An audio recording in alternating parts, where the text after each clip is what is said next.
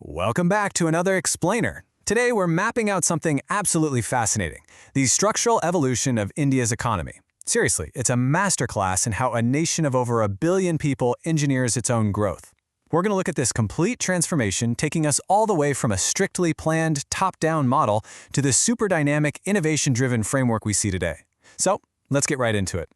Here's our roadmap for today's Explainer. We'll start with the foundation, move on to the 7 objectives, explore the 2015 pivot, look at Niti Aayog in action, and finally wrap up with some unfinished business. All right, let's go.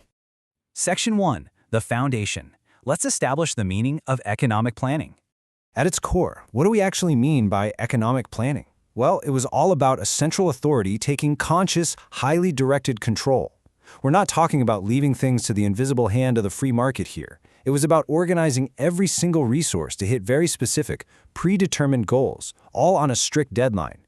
You can kind of think of it like a massive nationwide corporate project where every brick, every rupee, and every worker is directed right from the very top. Moving into Section 2, the 7 objectives, which form the foundation of the famous 5-year plans.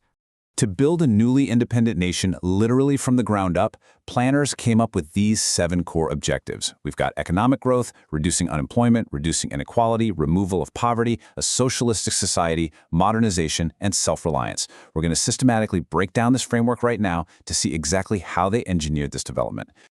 Okay, the first objective was pretty straightforward: economic growth. The goal was rapid increases in national income to raise the overall standard of living. But, growth is pretty meaningless if people aren't working, right? So the second objective tackled chronic unemployment by launching massive, labor-intensive schemes. We're talking huge programs like MGNREGA, which guaranteed rural wage employment, while others, like IRDP and TRISEM, provided targeted skills training and self-employment for the youth. These were massive, direct interventions to get millions of people working. Now, objectives 3 and 5 focused heavily on justice and creating a quote-unquote socialistic society. This was essentially a twofold process. On one hand, they wanted to raise incomes at the bottom, and on the other, curb the heavy concentration of wealth up at the top. The whole idea was to ensure equal opportunities in things like education, public health, and employment. Basically, striving for a fair distribution of wealth where workers wouldn't be exploited. A really ambitious goal for sure. And this brings us to a really dramatic pivot regarding the fourth objective, the removal of poverty. Early on, planners kind of just assumed that increasing national wealth would automatically reduce poverty. The classic trickle-down theory. But it completely failed. So starting from the 5th plan onwards, they shifted their entire focus. They pivoted to growth with equity, launching very targeted employment programs because they finally realized that wealth wasn't just going to magically trickle down on its own. This leads right into the 6th objective, which is modernization. And this wasn't just some buzzword. It required 4 massive structural shifts. First, shifting the economy away from pure agriculture and moving toward the industrial and service sectors. Second, establishing huge new manufacturing bases, think chemicals and petroleum. Third, adopting highly advanced production techniques. And fourth, an absolute overhaul of infrastructure. We're talking about building the railways, the power grids, and the financial institutions needed to hold the whole shebang together.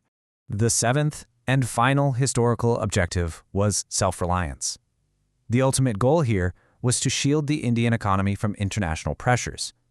What did that mean in practice? It meant ending dependence on foreign loans and completely stopping the import of essential commodities, like food grains and machinery, by producing them domestically. Basically, they wanted to generate enough domestic savings right at home to finance their own growth without relying on the outside world. All right, let's jump to Section 3, the 2015 pivot, and enter Niti Aayog. So the major turning point arrived on January 1st, 2015. On this exact date, the NDA government officially scrapped the decades-old Planning Commission. Just like that, the long era of those rigid, top-down 5-year plans was officially over.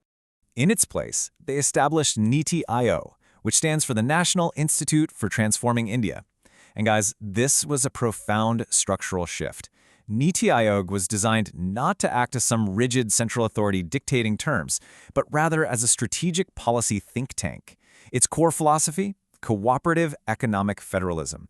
That basically means it actively involves state governments in the actual policymaking process rather than just handing down orders from the center. The crucial takeaway here is that Niti Aayog's objectives look radically different from the old Planning Commission. Instead of fixed 5-year targets, they focus on evolving national strategies alongside the states. They design long-term policy frameworks, carefully monitor their progress, and allow for mid-course corrections based on real-time feedback. Plus, they encourage partnerships with national and international think tanks, they maintain a state-of-the-art resource center for good governance, and they place a massive focus on technology upgradation. It's much more of a dynamic, collaborative community of experts rather than a central command post. Now for Section 4, Niti Aayog in action, focusing on the Atal Innovation Mission. A perfect real-world example of this totally new approach is the Atal Innovation Mission, or AIM. Launched in 2016, this is really Niti Aayog's flagship initiative. Instead of government mandates dictating production, AIM is all about fostering a culture of innovation right from the ground up. It empowers students, startups, and everyday entrepreneurs across the entire country. This mission is actually built on 4 really targeted pillars. First up, Atal Tinkering Labs. These provide hands-on STEM experience and literally put 3D printers directly into schools. Next, Atal Incubation Centers, which offer crucial mentorship and funding to get startups off the ground. Third, the Atal New India Challenges, which literally invite the public, everyday innovators, to solve real-world problems faced by government departments. And finally, Atal Community Innovation Centers, ensuring that rural and underserved regions absolutely are not left behind. And finally, Section 5, Unfinished Business and the Challenges Ahead. Now, despite all this incredible progress, the Atal Innovation Mission and Niti Aayog still face some pretty massive hurdles today. I mean, for one, they have to figure out how to ensure long-term, sustained funding for startups, so they don't just launch and immediately crash. They also face the really heavy task of injecting a culture of innovation into older, traditional industries that can be pretty resistant to change.